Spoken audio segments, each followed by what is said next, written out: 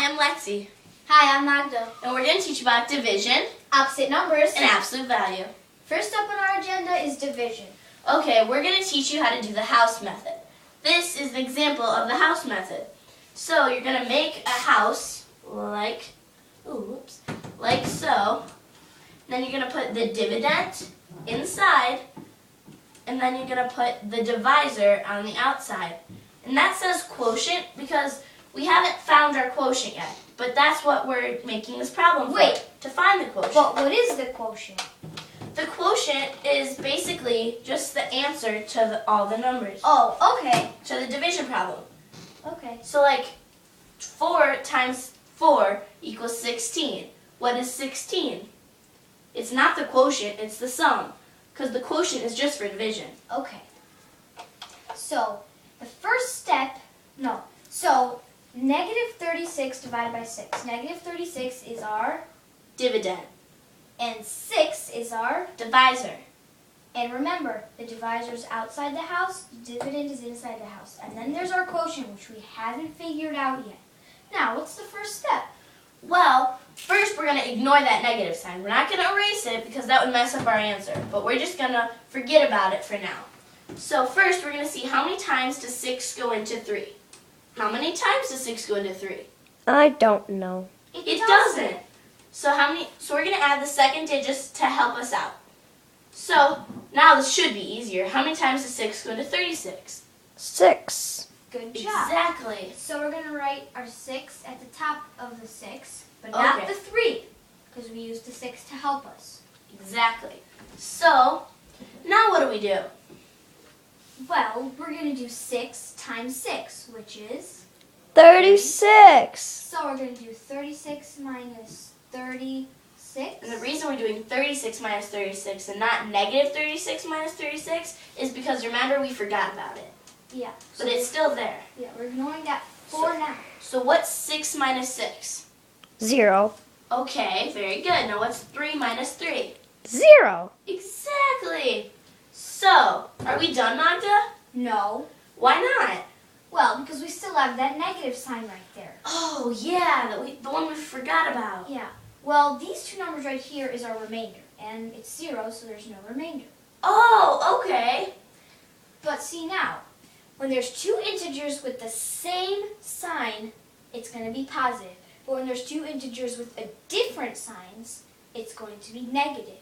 So, if there's one negative, which is our dividend is negative, and our divisor is positive, the answer is always going to be negative. But if this was negative 36 divided by negative 6, the answer would be positive because they're both the same sign. Okay, so what's our answer? Negative 6.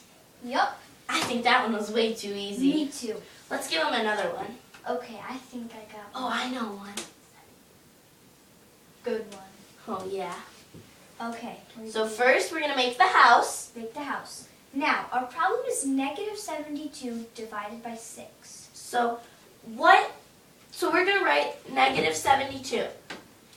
Keep in mind that negative 72 divided by 6, positive 6, is going to be our problem. Okay. But wait, so why can't we put the negative 72 here? Well, because negative 72 is our dividend. And if you remember, the dividend goes in the house and the divisor goes outside. Good point. So 6 is still the divisor in this problem. So we're going to write a 6 outside the house. And like you did, negative 72 inside the house. So does anyone remember our first step? No? Okay. So here we did 6. How many times does 6 go into 3? It doesn't, 36. Well, now we can do how many times does 6 go into 7? Does it work? Yeah. Yeah, it works because 6 can go into 7. So how many times does 6 go into 7? Once. So we're going to write a 1 above the 7 because we used the 7. We didn't use the 2 yet. Now, our second step is 6 times 1.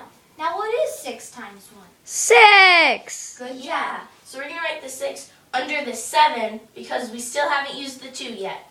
And remember, like this one, we're just going to ignore the negative sign for now. Okay, and so what is 7 minus 6? 1. And remember, we're ignoring that negative sign just for now. Okay, so now we're going to bring down this 2.